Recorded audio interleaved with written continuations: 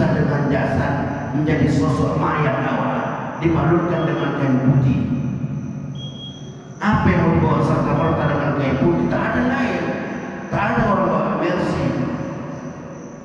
alfa, tak ada yang bawa harta benda, dinar, uang emas, ditegur dia kalau kemudian amal bilang budi, selipkan di balik kapal itu. Kemudian apa sih maknanya? Sama semua, tak ada beda. Orang yang berhaji pakainya putih semua, tak ada beda. Kita di pandangan Allah, di sisi Allah, baik pangkat jabatan, tak ada yang membedakan kita. Kalau sudah menghampiri Allah itu rata semua. Tak ada pula yang kaya di depan, miskin di belakang. Tak ada yang berpangkat di depan, yang tak berpangkat rakyat biasa di belakang. Sama semua di sisi Allah. Yang membedakan adalah takwa. Inna akramakum indallahi atqakum. Maknai pakaian ihram itu. Pahamkan hikmah di balik yang harus dipetik. Sama kita semua di sisi Allah. Jangan sepele, jangan layak sama orang. Jangan sampai membedakan kita sama dia sehingga kita melahirkan sifat angkuh dan sombong. Hilangkan itu dengan pakaian keseragaman bersama kita di sisi Allah. Melainkan hanya ketakwaan kita yang membedakan. Urusan takwa, kata Rasulullah, takwa hauna, takwa hauna, takwa hauna. Dalam hati urusan takwa. Jadi zahiriahnya sama kita di sisi Allah. Bapak Ibu hadirin rahmati Allah.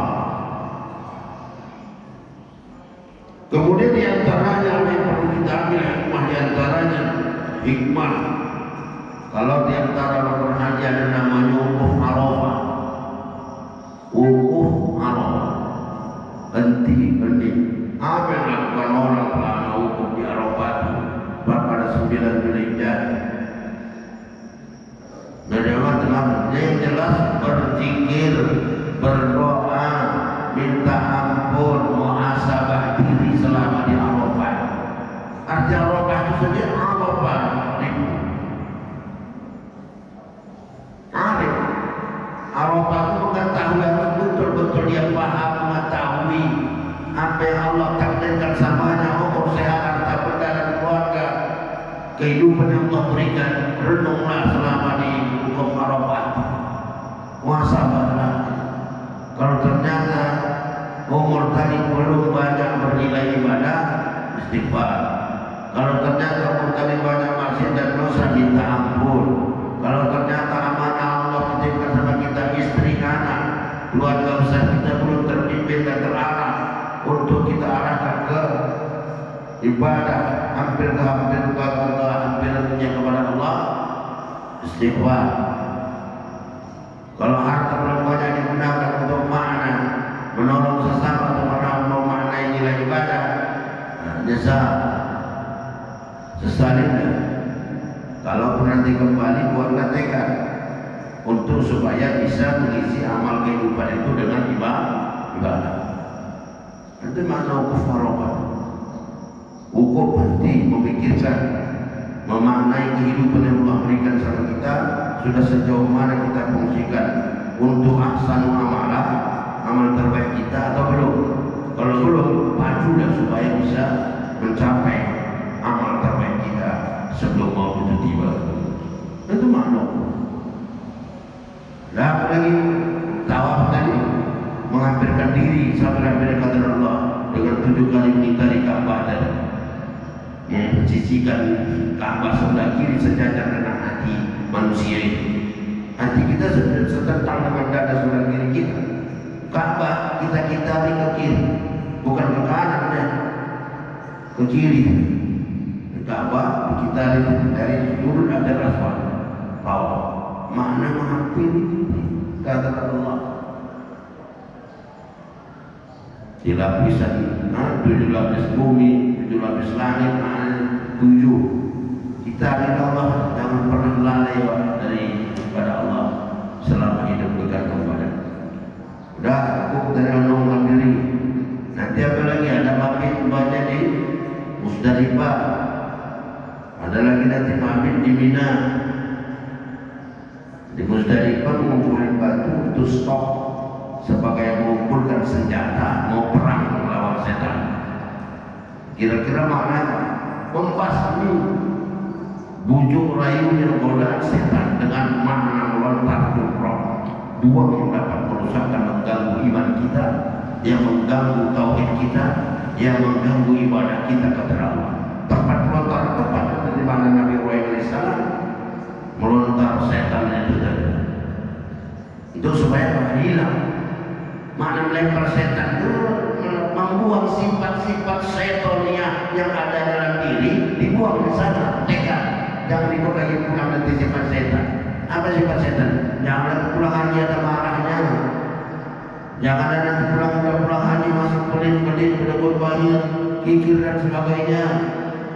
Buang, dilontar di sana.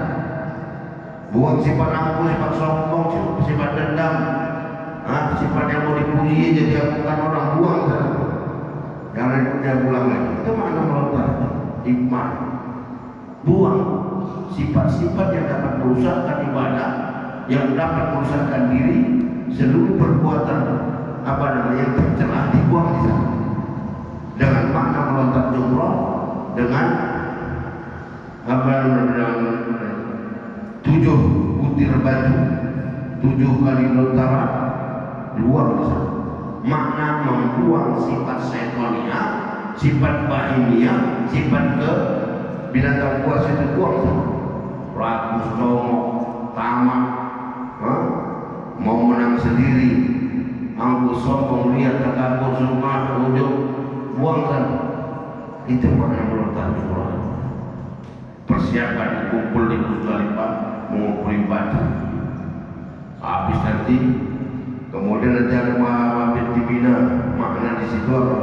Tempat penyembelihan hewan kurban, di mana Nabi Ibrahim menyembelih anaknya di puncak Mina. Untuk apa?